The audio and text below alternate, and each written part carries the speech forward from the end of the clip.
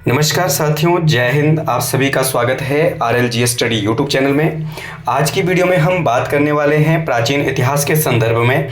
और प्राचीन इतिहास में हम आज का जो हमारा विषय रहेगा या टॉपिक रहेगा 16 महाजनपद, यानी उत्तर भारत जो है वो आपका वैदिक सभ्यता के पतन के पश्चात या वैदिक सभ्यता के पश्चात जो है 6ठी शताब्दी ईसा पूर्व में 16 महाजनपदों में विभक्त हो गया था।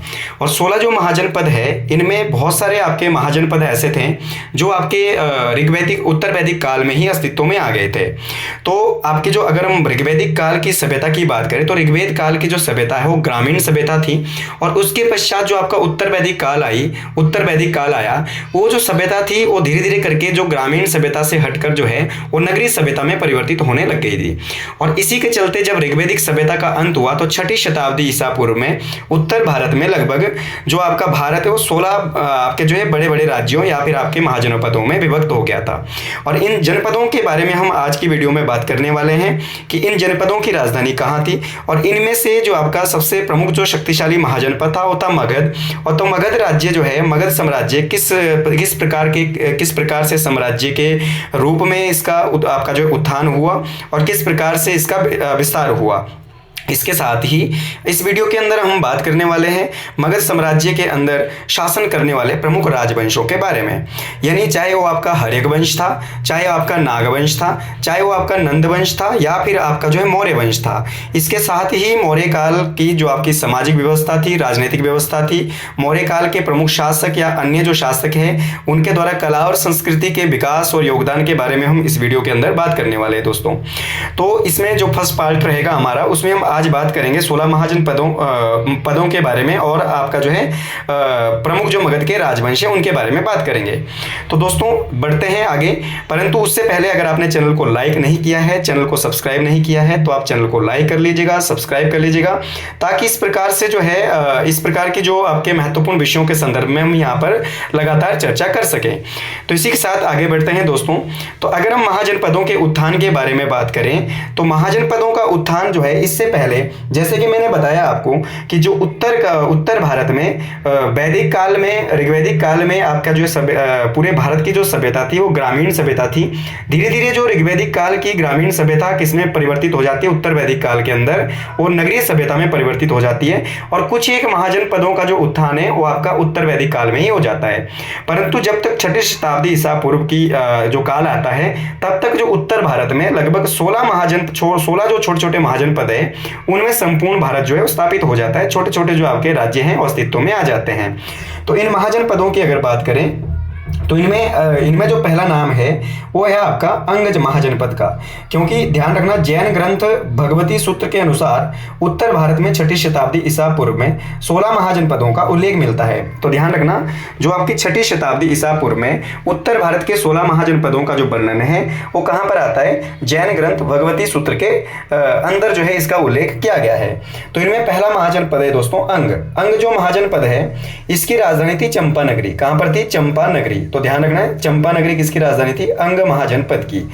इसका जो इसमें जो है वर्तमान समय का जो भागलपुर और मुंगेर जो क्षेत्र हैं, यानी जो आज बिहार का जो ये एरिया है, ये पहले अंग जनपद के नाम से जाने जाते थे, जिसकी राजधानी कहाँ थी, चंपा नगरी। ठीक है, यहाँ से प्रसिद्ध जो बंदरगाह है वो आपका प्राप्त हुआ है ताम्रलिप्ति। तो ताम्रलिप्ति किस महाजनपद का एक प्रमुख बंदरगाह था, अंग महाजनपद का।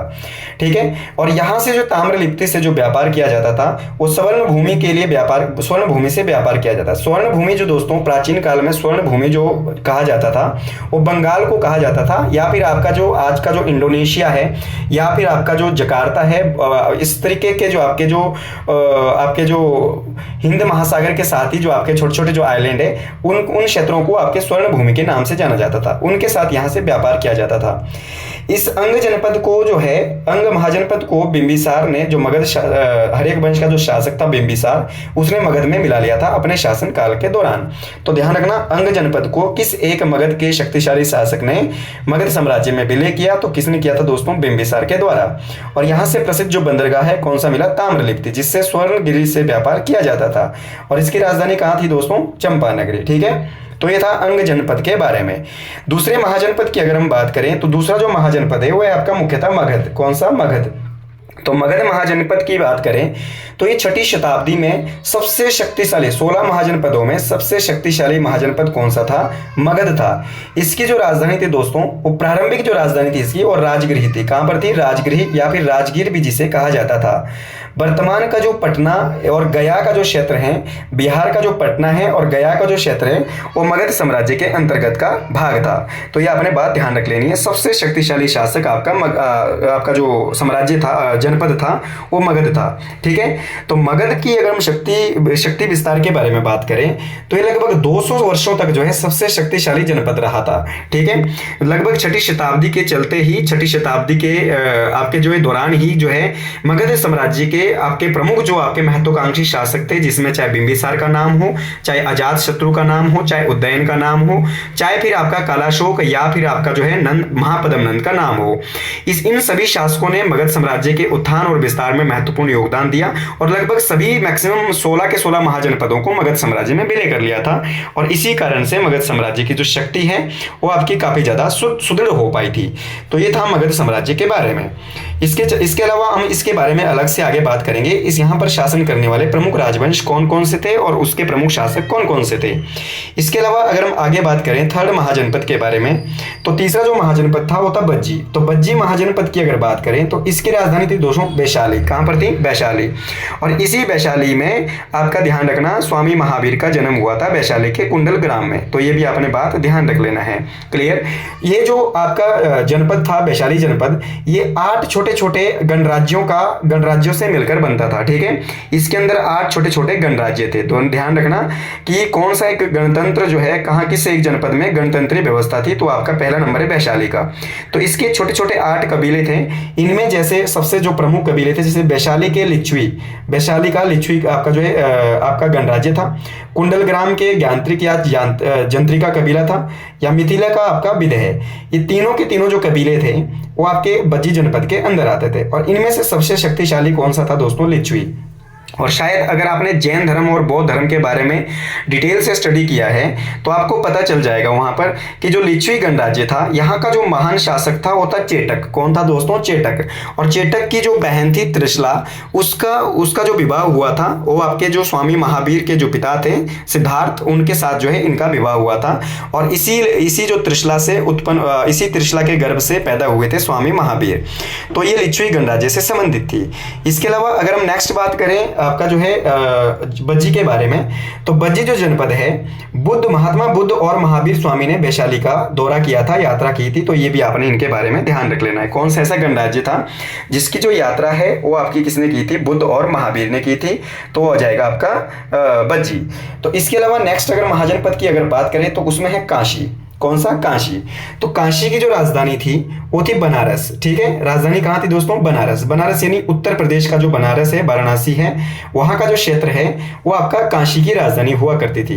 बिंबिसार का जो विवाह है, ध्यान रखना, जब बिंबिसार जो हर्यक वंश का शासक था बिंबिसार, जब उसका विवाह यहाँ की जो राजकुमारी है कौशल देवी से हुआ, तो उस समय जो है कौशल राजा ने उन्हें दहेज के स्वरूप में आपका जो है काशी को आपका जो है दहेज के रूप में दिया था। किसको? बिंबिसार को। तो ध्यान रखना है बात आपने कि आपका जो है काशी को जो है दहेज स्वरूप जो है मगध साम्राज्य को दिया गया था। मगध साम्राज्य में इसका विलय किया गया था दहेज स्वरूप में बिंबिसार के लिए। जब उसका बिंबिसार और किसका विवाह हुआ था? कौशल देवी का विवाह हुआ था।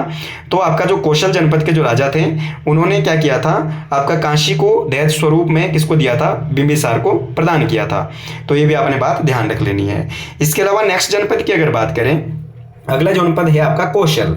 कौशल की जो राजधानी थी वो थी श्रावस्ती। कहां पर थी दोस्तों? श्रावस्ती। जो पूर्वी जो उत्तर प्रदेश का एरिया है वो श्रावस्ती के अंतर्गत आता था।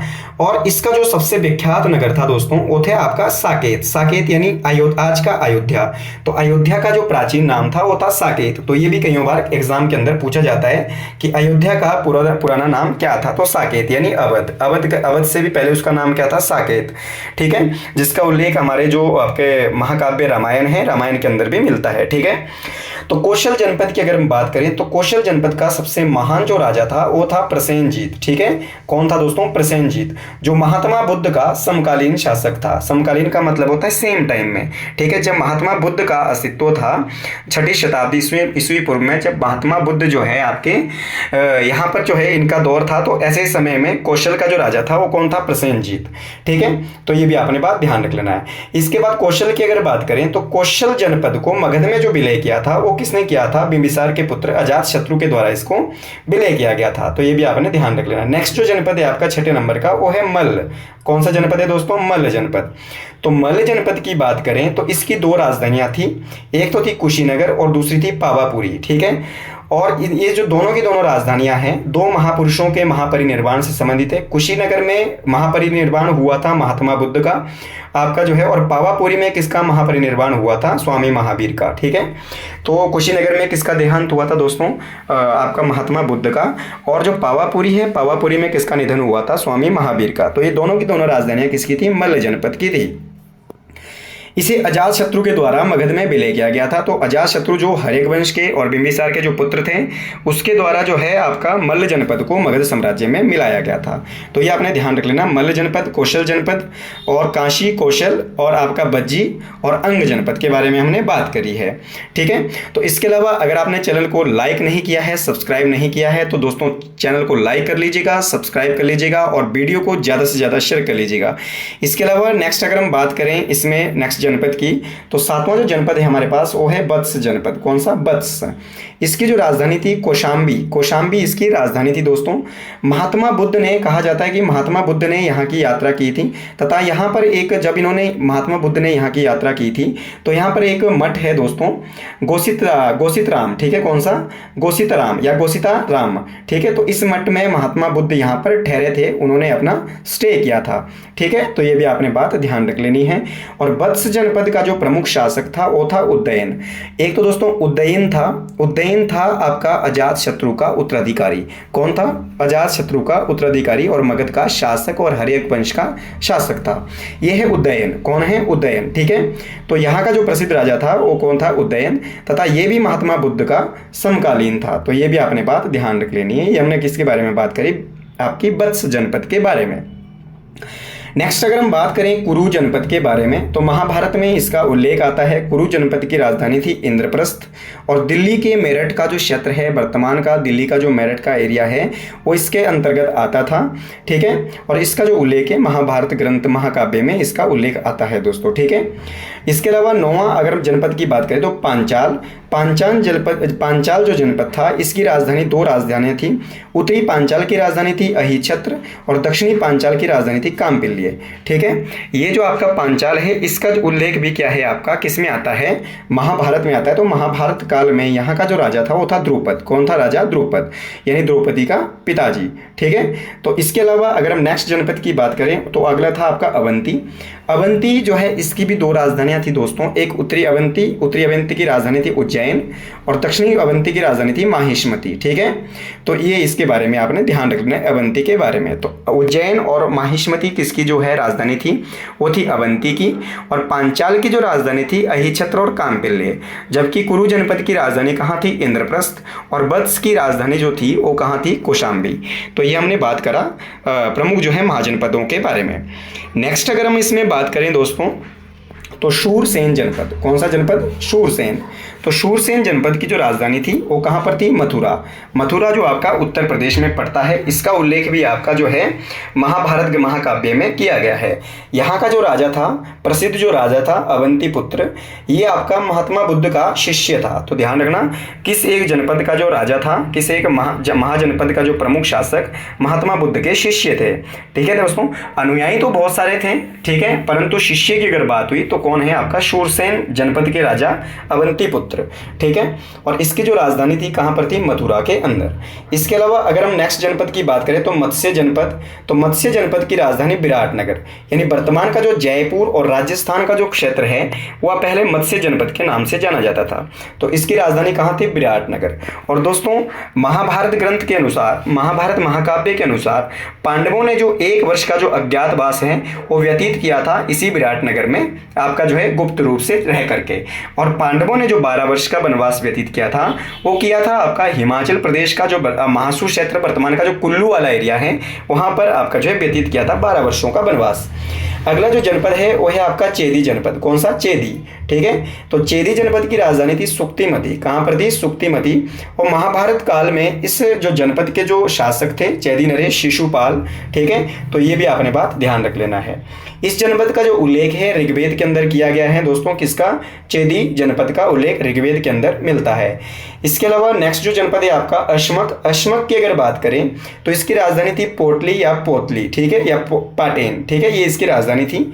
और ये दक्षिण भारत का एकमात्र जनपद था, यानी दक्षिण भारत का ऐसा कौन सा क्षेत्र था जो उत्तर भारत के 16 महाजनपदों में शामिल था। तो आपने ध्यान रख लेना वो कौन सा था? अशमक। कौन सा था दोस्तों? अशमक। ठीक है, तो ये भी आपने बात ध्यान रख लेनी। ये हो गए 14 महाजनपद। अगर 15 महाजनपद की अगर बात करें दोस्तों तो ये है आपका कंबोज। तो कंबोज की अगर बात करें तो इसकी जो राजधानी थी पुंछ या राजपुरा।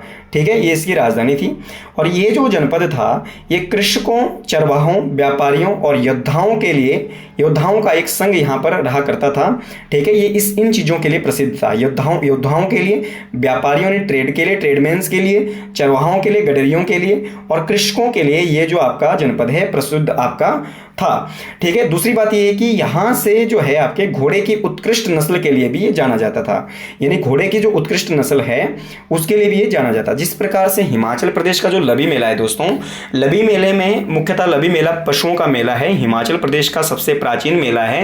राजा कहरी सिंह के द्वारा इसको शुरू किया गया था। और यहाँ पर एक आपने ध्यान रखना, जो छुमूर्ती है, छुमूर्ती एक घोड़े की नस्ल है, तो छुमूर्ती घोड़े की नस्ल का यहाँ पर व्यापार होता है। इसी तरीके से जो आपका कंबोज जो जनपद था ये उत्कृष्ट घोड़े की नस्लों के लिए प्रसिद्ध था। ठीक है, तो ये आपका 15वां महाजनपद। 16वां यानी अंतिम महाजनपद की अगर बात करें हम तो है दोस्तों गांधार। गांधार की राजधानी थी तक्षशिला। कहां पर थी? तक्षशिला। और तक्षशिला अपने आप में शिक्षा का एक प्रसिद्ध केंद्र था। ठीक है, प्राचीन काल में शिक्षा का एक विख्यात केंद्र था। विक्रमशिला हो गया, तक्षशिला हो गया, नालंदा हो गया, इस प्रकार के प्रमुख शिक्षा के विख्यात केंद्र थे दोस्तों। चंद्रगुप्त मौर्य ने तक्षशिला को आपका जो है मगध में विलय किया था। तो ये भी आपने बात ध्यान रख लेना कि चंद्रगुप्त मौर्य के द्वारा जो तक्षशिला है आपका उसको मगध साम्राज्य में विलय किया गया था। तो ये था आपका किसके बारे में? गांधार के बारे में। तो ये हमने दोस्तों बात करी 16 महाजनपदों और उनके राजधानी के बारे में, प्लस उनकी प्रमुख जो है आपकी विशेषताओं के बारे में बात करी है। आई होप आपको वीडियो अच्छी लगी होगी। अगर वीडियो अच्छी लगी है तो कमेंट में जरूर बता दीजिएगा आपको वीडियो कैसी लगी है। अगर वीडियो अच्छी लगी है तो भी बता दीजिएगा कमेंट करके, अगर नहीं लगी है तो भी बता दीजिएगा।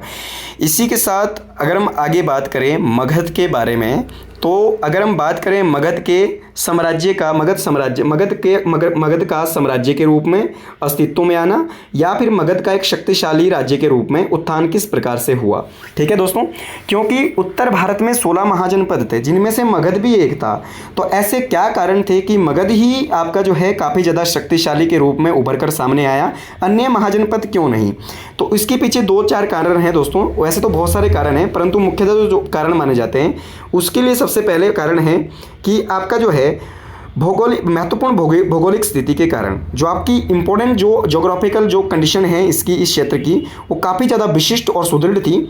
इसी के कारण ये क्या है, काफ़ी ज़्यादा शक्तिशाली बनकर जो है इसका उत्थान हुआ। इनमें भौगोलिक स्थिति में ऐसा कहते हैं कि जो मगध है वो 5 पहाड़ियों से घिरा हुआ था, जिनको पार करना दुश्मनों के लिए या फिर आपका जो शत्रु सेना के लिए असंभव के बराबर था। ठीक है, इसके उत्तर में, मगध साम्राज्य के उत्तर में कौन सी नदी? गंगा नदी थी।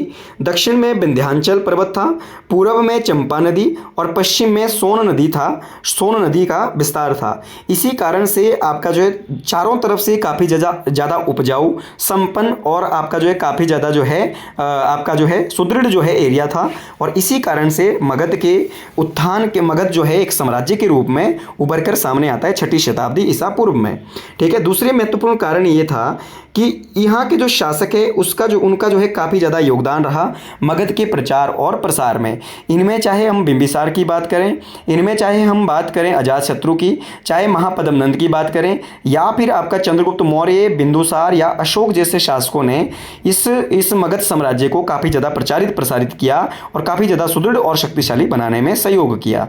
ठीक है, तो इसी कारण से जो है मगध जो है आपका 16 महाजनपदों में काफ़ी ज़्यादा शक्तिशाली साम्राज्य के रूप में उभर कर सामने आता है। तो सबसे पहले हम बात करेंगे मगध के अंदर ऐसे कौन कौन से राजवंश थे जिन्होंने मगध के अंदर मुख्यतः शासन किया।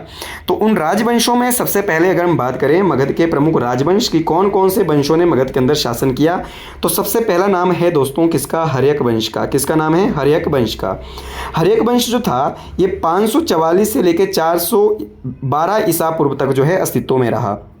इसके बाद दूसरा जो आपका जनपद था वो था शिशुनाग जनपद, शिशुनाग वंश, जो आपका 412 से लेके 344 ईसा पूर्व तक अस्तित्व में रहा। उसके बाद जो अगला वंश आया वो नंद वंश आया दोस्तों, 344 से लेके 323 ईसा पूर्व तक ये अस्तित्व में रहा। और इसके पतन के पश्चात जो है मौर्य साम्राज्य अस्तित्व में आता है, 323 से लेके 184 ईसा पूर्व तक जो है ये आपका इसने जो है आपका शासन किया। और इसके बाद 184 से लेके अगर हम आगे बात करें तो आपका जो है दोस्तों शुंग वंश, जिसकी स्थापना है पुष्यमित्र शुंग के द्वारा की गई थी। ठीक है, तो ये भी आपने ध्यान रख लेना, उसने भी मगध के अंदर ही शासन किया। तो मुख्यतः हम इसमें बात करेंगे हर्यक वंश, शिशुनाग वंश, नंद वंश और मौर्य वंश के बारे में बात करेंगे। तो दोस्तों अगर आपको वीडियो अच्छी लगी है तो आप जो है आप लगातार वीडियो को शेयर करते रहिए। अगर आप चैनल को सब्सक्राइब नहीं किया है तो सब्सक्राइब भी जरूर कर लीजिएगा, क्योंकि कुछ ही दिनों के बाद जो है हम आपकी जो है तमाम जो आपके जो लेक्चर है, तमाम जो आपके जो सब्जेक्ट की लाइव जो क्लासें हैं इस आपका जो है चैनल के अंदर करने वाले हैं। तो जितने से ज़्यादा आपके जो है लोग जितने लोग आपके जो हो सकें वो हमारे साथ लगातार जुड़े रहें। और इसी प्रकार के हिस्ट्री, पॉलिटिकल, ज्योग्राफी और हिमाचल जीके से तमाम जो आपके जो टॉपिक हैं उनको हम लाइव क्लास में आपका जो है उसके बारे में विस्तार से चर्चा करने वाले हैं। इसी के साथ अगर हम आगे बात करें तो आज की वीडियो में हम बात करने वाले हैं हर्यक वंश के बारे में। यानी हर्यक जो वंश है जो 544 से लेके लगभग 412 ईसा पूर्व तक जो है आपका अस्तित्व में रहा, उसके अंदर कौन कौन से शासकों ने शासन किया और किस प्रकार से इन शासकों ने मगध को एक शक्तिशाली साम्राज्य के रूप में आपका जो है विस्तारित किया और प्रचारित प्रसारित किया। तो इसमें दोस्तों सबसे पहले अगर हम हर्यक वंश के बारे में बात करें तो हर्यक वंश का जैसा कि मैंने आपको बताया कि इसका जो टाइम पीरियड था 544 से लेकर 412 ईसा पूर्व तक था। इसका जो प्रमुख शासक था, पहला जो शासक था हर्यक वंश का, जो संस्थापक भी जिसे माना जाता है वो कौन था दोस्तों, बिंबिसार। कौन था, बिंबिसार, जिसने लगभग शासन किया 544 से लेकर 412 ईसा पूर्व तक। ठीक है, इसका जो शासन था बिंबिसार का वो कब से कब तक था, 544 से लेकर 412 ईसा पूर्व तक इसका शासन था। तो इसके बारे में देखते हैं क्या क्या जो है इसके टाइम पीरियड की महत्वपूर्ण विशेषताएं थी। तो सबसे पहली बात तो ये है कि आपका जो बिंबिसार था वो इस वंश का प्रमुख संस्थापक था, फाउंडर था। तो जैन साहित्यों में यानी आपका जो बिंबिसार ने हर्यक वंश की स्थापना की थी, कब की थी, 544 ईसा पूर्व में। और शासन कब तक किया इसने, 412 ईसा पूर्व तक मगध के अंदर शासन किया। ठीक है, हर्यक वंश के संस्थापक के रूप में, शासक के रूप में। जैन साहित्यों के, जैन ग्रंथों के अनुसार इसे श्रेणिक के नाम से जाना जाता है दोस्तों। तो कौन सा एक ऐसा शासक था मगध का जिसे श्रेणिक के नाम से जाना जाता था। ठीक है, तो कौन था दोस्तों, बिंबिसार। कौन था, बिंबिसार। तो ये भी आपने बात ध्यान रख लेना है। इसने अपनी राजधानी जो है जब स्थापना करी इसने हर्यक वंश की, तो इसने राजधानी कहाँ बनाई दोस्तों, राजगृह। कहाँ बनाई राजधानी, पहली राजगृह के अंदर राजधानी बनाई, जिसे कि राजगीर या राजगृह के नाम से भी जाना जाता है। ठीक है, और इसने सबसे पहले क्या कार्य किया, अपने साम्राज्य के विस्तार के लिए और मगध साम्राज्य को शक्तिशाली बनाने के संदर्भ में इसने वैवाहिक संबंधों को स्थापित किया। अनेक जो राजाओं से, अनेक जो शक्तिशाली राजा थे उस समय इसके आस पड़ोस में, उनके साथ जो है वैवाहिक संबंध स्थापित किए। और जिसके कारण उन्होंने वैवाहिक संबंध स्थापित करके जो है कूटनीति से काम लेते हुए मगध साम्राज्य की शक्ति को सुदृढ़ किया। तो वैवाहिक संबंध की अगर बात करें तो अगर हम सबसे पहले इसका जो विवाह की बात करें तो इसकी जो पहली पत्नी थी, प्रथम जो इसने विवाह किया वो कौशल जनपद की जो राजकुमारी थी महाकोशला देवी। यानी इसकी जो पहली वाइफ थी दोस्तों वो कौन थी, महाकोशला देवी। ध्यान रखें कौन सी थी, महाकोशला देवी इसकी पहली पत्नी थी। ठीक है, तो ये जो कौशला देवी थी ये कौशल जनपद की राजकुमारी थी, और जब महाकौशला देवी से इसने विवाह किया बिंबिसार ने, तो यहाँ का जो राजा था प्रसेनजीत ने क्या किया, इस विवाह के संदर्भ में दहेज स्वरूप में, दहेज में क्या दिया दोस्तों, काशी का जो क्षेत्र है वो प्रदान किया, जो कि 1 लाख, उस समय में 1 लाख रुपए पर वार्षिक की आपकी जो है, जिसकी जो है पर ईयर जो है, एवरी ईयर जो है 1 लाख जो है आपका, जिससे क्या है आपका 1 लाख की जो है आपका लगभग जो है वार्षिक आय प्राप्त होती थी। ठीक है, तो काशी का उस समय जो है व्यापारिक रूप से, आर्थिक रूप से काफ़ी ज़्यादा महत्व था। तो मगध साम्राज्य में इस तरीके से जो है, मगध साम्राज्य में काशी का जो क्षेत्र है वो विलय हो जाता है। किस स्वरूप में दिया था दोस्तों, दहेज स्वरूप में उनको प्रदान किया गया था बिंबिसार को महाप्रसेनजीत के द्वारा, जो कहाँ का शासक था, कौशल जनपद का। ठीक है, तो ये हमने बात करा आपका बिंबिसार के बारे में। बिंबिसार के टाइम पीरियड की अगर हम अन्य घटना के बारे में बात करें दोस्तों, तो इसके टाइम पीरियड की अन्य महत्वपूर्ण घटना थी, इसकी जो दूसरी पत्नी है, पहली तो इसने महाकौशला देवी से विवाह किया, दूसरी जो पत्नी थी लिच्छवी राजकुमारी चेलना, लिच्छवी जो राजकुमारी थी वो चेलना से इसने विवाह किया, और इसी चेलना से आपका जो है अजातशत्रु का जन्म हुआ था। ठीक है, तो ध्यान रखना कि आपका जो बिंबिसार का जो पुत्र था अजातशत्रु, वो बिंबिसार की किस पत्नी से उत्पन्न हुआ था, तो चेलना। और चेलना किस वंश से संबंधित थी दोस्तों, लिच्छवी वंश से संबंधित थी। तो ये भी आपने ध्यान रखना कि जो आपका लिच्छवी जनपद है वो काफ़ी ज़्यादा गणराज्य जो था उस समय काफ़ी ज़्यादा शक्तिशाली गणतंत्रों में से एक था। तीसरी जो पत्नी थी इसकी, थर्ड जो आपकी पत्नी थी इसकी, वो थी क्षेमा। ठीक है, तो ये भी आपने ध्यान रख लेना, क्षेमा जो पंजाब के आपके जो मद्र कुल की राजकुमारी थी। ठीक है, पंजाब का जो आपका मद्र जो आपका गणराज्य था उसकी राजकुमारी कौन थी, चेलना आपके क्षेमा से इसने विवाह किया था। ठीक है, इसी तरीके से लगातार जो है बिंबिसार ने वैवाहिक संबंधों को स्थापित करके आपका जो है अपने साम्राज्य या मगध साम्राज्य को काफ़ी ज़्यादा शक्तिशाली और सुदृढ़ किया। ऐसा कहते हैं बौद्ध ग्रंथों के अनुसार माना जाता है कि बिंबिसार की लगभग 500 पत्नियां थी, लगभग 500 पत्नियां थी। ठीक है, तो इसमें से प्रमुखता हमने देखी 3, कौन कौन सी, आपकी महाकौशला देवी, दूसरी आपकी चेलना और तीसरी आपकी क्षेमा। ठीक है, जिनमें से अजातशत्रु का जन्म किससे हुआ था, चेलना से। बिंबिसार ने अंग को जीत करके अजातशत्रु को वहाँ का जो राज्यपाल या शासक नियुक्त किया था। तो ध्यान रखना, अंग जनपद को किसने मगध साम्राज्य में विलय किया था, बिंबिसार के द्वारा। और जो अपना जो पुत्र है अजातशत्रु को वहाँ का जो है नाजिम जो है नियुक्त किया था, या फिर अपना जो है वहाँ पर राज्यपाल नियुक्त किया था। बिंबिसार ने अवंती के जो शासक था चंड प्रद्योत महासेन, ध्यान रखें, जो अवंती का जो शासक था, अवंती जनपद का जो शासक था चंड प्रद्योत महासेन से मैत्रीपूर्वक संबंध स्थापित किए। और ऐसा कहा जाता है कि इसके परम मित्र थे, यानी जो अवंती का शासक था चंड प्रद्योत महासेन, वो किसका परम मित्र माना जाता है दोस्तों, बिंबिसार का परम मित्र उसको कहा गया है।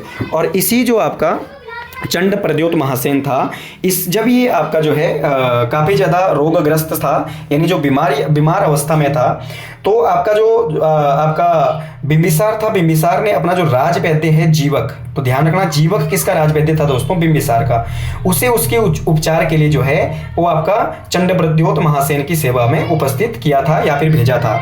तो ये हमने किसके बारे में बात किया दोस्तों, आपका जो है बिंबिसार के बारे में।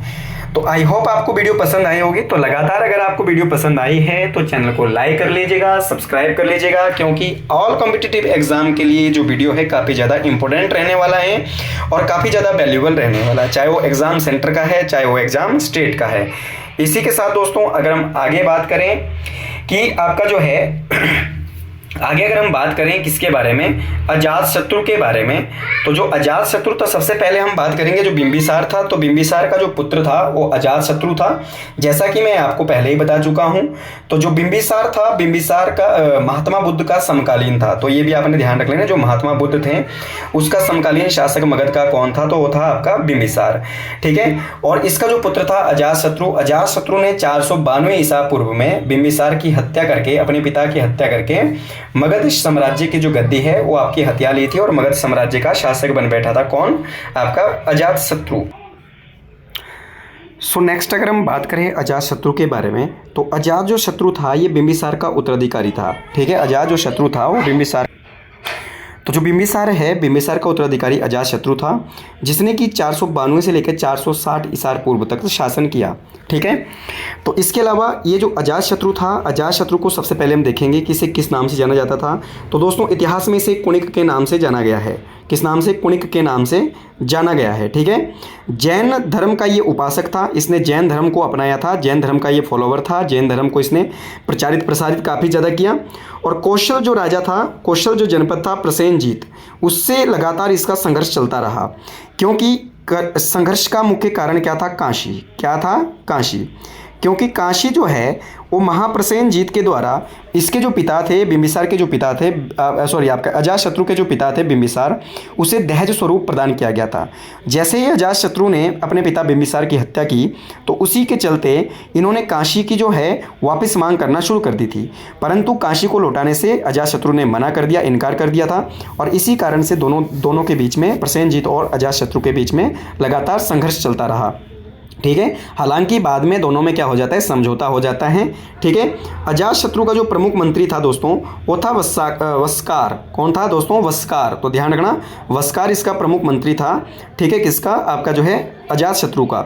बाद में प्रसेनजीत और आपका जो है अजातशत्रु के मध्य में समझौता हो जाता है, समझौता हो जाता है। और समझौते के पश्चात क्या होता है दोस्तों, कि आपका जो प्रसेनजीत था, प्रसेनजीत ने अपनी जो पुत्री थी बजीरा, ठीक है, अपनी जो पुत्री थी बजीरा या बाजीरा, उसका जो विवाह है किससे कर दिया था, अजातशत्रु से कर दिया था। देखिए, प्रसेनजीत की जो बहन थी वो थी महाकौशला देवी, जिसका विवाह किसके साथ हुआ था दोस्तों, बिंबिसार यानी अजातशत्रु के पिता के साथ। और जो प्रसेनजीत की जो पुत्री थी वो कौन थी, बाजीरा, जिसका विवाह किसके साथ हो जाता है, अजातशत्रु के साथ हो जाता है। और इसी कारण से जो है संधि के अनुसार जो है जो काशी जो क्षेत्र था वो पुनः आपका जो है मगध साम्राज्य में विलय हो जाता है।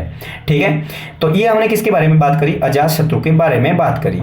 तो अजातशत्रु की अगर हम बात करें तो अजातशत्रु के शासनकाल के 8वें वर्ष, ठीक है, 8वें वर्ष जो है महात्मा जो बुद्ध थे, महात्मा बुद्ध जो है ये भी इसके टाइम पीरियड के समकालीन शासक थे दोस्तों।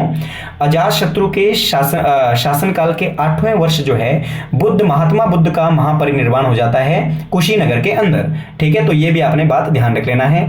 और जो अजातशत्रु था इसने कुल 32 वर्षों तक शासन किया। और इसके बाद जो इसका जो पुत्र था उदयन, अजातशत्रु का जो पुत्र था उदयन ने 460 ईसा पूर्व में इसकी हत्या करके आपका जो है किस गद्दी पर आपका सिंहासन रूढ़ हो जाता है। और मगध का नेक्स्ट जो शासक है कौन बना, उदयन। परंतु शासक बनने से पहले अगर हम बात करें अजातशत्रु के बारे में, तो अजात जो शत्रु था इसने पाटली ग्राम या पाटलिपुत्र नगर का निर्माण किया था। तो ये भी आपने ध्यान रख लेना है। तो पाटलिपुत्र का जो निर्माण है वो किसने किया था दोस्तों, अजातशत्रु में। कुछ इतिहासकारों का मानना है कि जो पाटलिपुत्र जो नगर है या शहर है जो मगध साम्राज्य की बाद में राजधानी बनी थी, वो आपकी जो है उदयन ने उसका निर्माण करवाया था और उदयन ने उसको राजधानी बनाया था। परंतु कुछ इतिहासकारों का जो सर्वमान्य जो सिद्धांत है वो ये है कि पाटलिपुत्र नगर का निर्माण अजातशत्रु ने किया था, परंतु इसने राजधानी उसको अपनी नहीं बनाया। राजधानी बनाने का जो कार्य है वो उदयन ने किया था। ठीक है, तो अजातशत्रु ने पाटलिपुत्र का निर्माण करवाया था दोस्तों। और इसके जो शासनकाल में शक्तिशाली जो लिच्छवी वंश है, यानी जो लिच्छवी वंश था, जो बिंबिसार के टाइम पीरियड में मैत्री पूर्वक जिसके संबंध मगध के साथ थे, वो अजातशत्रु के टाइम पीरियड में आपके जो है एक दूसरे के ये शत्रु हो गए थे। लिच्छवी गणराज्य प्लस आपका मगध महाजनपद। ठीक है, इन दोनों के बीच में लगातार संघर्ष चलता रहा, जिसमें और इस युद्ध में इस संघर्ष में लगातार 40 वर्षों तक युद्ध चला दोस्तों। संघर्ष पैदा रहा, लगभग संघर्ष चलता रहा 40 वर्षों तक लिच्छवी गणराज्य और मगध के बीच में। और इसमें जो है अंत में किसकी हार होती है दोस्तों, लिच्छवी गणराज्य हार जाता है और मगध का जो शासक है अजातशत्रु जीत जाता है। और इस युद्ध में अजातशत्रु ने रथ मूसल और आपका जो है महाशिला कंठक जैसे हथियारों का प्रयोग किया था। तो ये भी बहुत बार एग्जाम में क्वेश्चन पूछा गया था कि रथ मूसल और महाशिला कंठक क्या था और किस शासक के द्वारा जो है इसका पहली बार प्रयोग किया गया था। तो आपने ध्यान रखना, अजातशत्रु के द्वारा। तो अजातशत्रु के शासनकाल के अगर अन्य महत्वपूर्ण घटना के बारे में बात करें तो जो अजातशत्रु था इसने अपने शासनकाल में राजगृह के अंदर, जो उस समय मगध की राजधानी थी, राजगृह के अंदर राजगृह के जो सप्तपर्णी की जो गुफा है दोस्तों, सप्तपर्णी की गुफा में बौद्ध धर्म की पहली महासभा बुलाई थी। तो ध्यान रखना, जो राजगृह था, राजगृह के सप्तपर्णी गुफा में आपका जो अजातशत्रु था, अजातशत्रु ने पहली बार जो है बौद्ध धर्म की पहली महासभा बुलाई थी, जिसकी अध्यक्षता किसने करी थी दोस्तों? महाकश्यप ने की थी। ठीक है, जिसकी अध्यक्षता किसने की थी? महाकश्यप ने की थी। और इसी महाकश्यप के द्वारा या इसी महाकश्यप की अध्यक्षता में जो पहली महासभा हुई थी बौद्ध धर्म की, इसमें आपके जो त्रिपिटक की रचना की गई थी, जिसमें मुख्यतः त्रिपिटक कौन सा? सूत पिटक जो है इसका संकलन किया गया था दोस्तों, जिसके बारे में आगे हम जैन धर्म और बौद्ध धर्म में बात कर चुके हैं। अगर आप इसके बारे में डिटेल जैन धर्म के बारे में, बौद्ध धर्म के बारे में, वैदिक सभ्यता के बारे में या ऋग्वेदिक सभ्यता के बारे में विस्तार से जानना चाहते हैं तो आपका प्लेलिस्ट में, आप चैनल के प्लेलिस्ट में चले जाइएगा और उसमें हिस्ट्री के सेक्शन में आपको तमाम जो वीडियो है, तमाम जो टॉपिक है आपको अवेलेबल हो जाएंगे। ठीक है, इसी के साथ अगर हम आगे बात करें किसके बारे में? अजातशत्रु के बारे में। तो जैसे कि हमने बात किया कि अजातशत्रु का जो पुत्र था उदयन ने क्या कर दिया था दोस्तों? इसकी हत्या कर दी थी, अपने पिता की हत्या कर दी थी। और हत्या करने के बाद जो है 460 में उदयन अगला शासक बनता है, कहां का? मगध साम्राज्य का। ठीक है, तो उदयन के बारे में अगर बात करें तो उदयन जो था इसने सबसे पहले पाटलिपुत्र के स्थान पर सबसे पहले इसने जो है राजधानी बनाई अपनी पाटलिपुत्र को। ठीक है, तो ध्यान रखना उदयन के द्वारा पहली बार राजधानी कहां बनाई गई थी? पाटलिपुत्र। जबकि निर्माण किसने किया था इसका? अजातशत्रु के द्वारा। इससे पहले पाटलिपुत्र से राजधानी कहां थी दोस्तों? राजगृह या राजगृह के अंदर। ठीक है, ये जैन धर्म का उपासक था, जैन धर्म का अनुयायी था। इसने जैन धर्म को प्रसारित किया और बौद्ध साहित्यों के अनुसार बौद्ध ग्रंथों में या बौद्ध साहित्यों में से पितृहंता या पितृहत्यारा कहा गया है। हालांकि जो अजातशत्रु था, अजातशत्रु ने भी अपने पिता बिंबिसार की हत्या की थी, परंतु बौद्ध साहित्यों में इसे पितृहत्यारा इसने भी क्या किया था? अपने जो पिता है अजातशत्रु की हत्या करके खुद जो है सिंहासन पर आपका जो है बैठ जाता है। तो दोस्तों इसके जो है कुल 3 पुत्र थे। आपके जो आपका उदयन था, उदयन के कुल 3 पुत्र थे, जिनमें पहला था अनिरुद्ध, दूसरा था मुंडक और तीसरा था नागदशक। ठीक है, तो इसके कुल कितने पुत्र थे दोस्तों? 3 पुत्र थे। ठीक है, कौन कौन? एक आपका कौन था? अनिरुद्ध, दूसरा था मुंडक और तीसरा कौन था? नागदशक। ठीक है, तो इसके कुल 3 पुत्र थे। तो हर्यक वंश का यानी आपका 444 से लेके आपका जो है आगे 400 जो है आपका लगभग जो है 444 से लेके आगे जो जब 444 में उदयन की मृत्यु हो जाती है, तो उदयन की मृत्यु के बाद पहले अनिरुद्ध ने शासन किया, फिर मुंडक ने शासक किया और फिर नागदशक ने शासक किया। और इसी तरीके से हर्यक वंश का जो अंतिम शासक था वो था नागदशक। कौन था दोस्तों? नागदशक, जिसका अमात्य जो था, जिसका जो प्रमुख अमात्य यानी प्रमुख जो मंत्री था वो कौन था? शिशुनाग। कौन था दोस्तों? शिशुनाग। और यही जो शिशुनाग है, इसी शिशुनाग ने नागदशक को पदच्युत करके, पद से हटा करके जो आपका हर्यक वंश था, हर्यक वंश को समाप्त करके नए वंश की स्थापना की, जिसका नाम था शिशुनाग वंश। कौन सा वंश? शिशुनाग वंश। तो दोस्तों आज की वीडियो में हमने बात किया है 16 महाजनपदों के बारे में, मगध के साम्राज्य के उत्थान के बारे में, और किस प्रकार से मगध साम्राज्य के उत्थान में कौन कौन से राजवंशों ने महत्वपूर्ण योगदान दिया और कौन कौन से वंश के कौन कौन से शासकों ने महत्वपूर्ण योगदान दिया। तो आज की वीडियो में हमने बात किया हर्यक वंश और हर्यक वंश में शासन करने वाले प्रमुख शासकों के बारे में, जिसमें चाहे बिंबिसार हो, जिसमें चाहे आपका अजातशत्रु हो, उदयन हो, अनिरुद्ध हो, मुंडक हो या नागदशक हो। तो अंतिम वंश जो था दोस्तों आपका हर्यक वंश का, वो कौन था? नागदशक। जबकि पहला यानी संस्थापक जो था कौन था? बिंबिसार। तो इस तरीके से आज की वीडियो में हमने बात किया है मगध साम्राज्य के राजवंशों के बारे में। जल्दी ही अगली जो वीडियो में हम बात करेंगे इसके बाद जो अगला जो वंश आता है दोस्तों, नागवंश आता है इसके बाद, फिर उसके बाद नंदवंश आता है। ठीक है, नागवंश की अगर हम आगे बात करेंगे तो उसमें जो है शिशुनाग और शिशुनाग के बाद कालाशोक। ठीक है, कालाशोक दो जो शासक है बड़े प्रमुख उसमें रहे। और उसके बाद आपका आता है नंदवंश। नंदवंश में महापद्मनंद और साथ में आपका जो है धनानंद के बारे में बात करेंगे। और धनानंद के पश्चात जो आपका किस तरीके से लगभग जो है 322 ईसा पूर्व में 23-22 ईसा पूर्व में चंद्रगुप्त मौर्य ने धनानंद को पराजित करके किस तरीके से जो है मौर्य वंश की स्थापना करी। और उससे पहले मौर्य वंश की स्थापना से पहले उस समय जो यूनानी आक्रमणकारी थे या फिर ईरानी आक्रमणकारी थे, उसमें चाहे डेरियस फर्स्ट का नाम है, चाहे आपका जरक्सिन का नाम है, अंतरजरक्सिन फर्स्ट था या अंतरजरक्सिन सेकंड था। और उसके बाद जो यूनानी आक्रमणकारी थे वो सिकंदर जैसा जो महान सेनापति है, किस तरीके से उसने भारत के अनेक क्षेत्रों पर अपना अधिकार किया, हाइडेस्पीच का युद्ध लड़ा, राजा पोरस और अन्य क्षेत्रों के बारे में हम बात करेंगे अगली वीडियो में। तो तब तक के लिए अगर आपने चैनल को लाइक नहीं किया है, सब्सक्राइब नहीं किया है, तो चैनल को सब्सक्राइब जरूर कर लें, क्योंकि आने वाले कुछ दिनों के बाद हम जो तमाम जो आपकी क्लासेस है वो आपकी जो है ऑनलाइन शुरू करने वाले हैं। इसी के साथ दोस्तों आई होप आपको वीडियो पसंद आई होगी, और अगर वीडियो पसंद आई है तो कमेंट में जरूर यस करके लिख दीजिएगा। ठीक है, इसी के साथ जय हिंद, जय भारत और जय हिमाचल।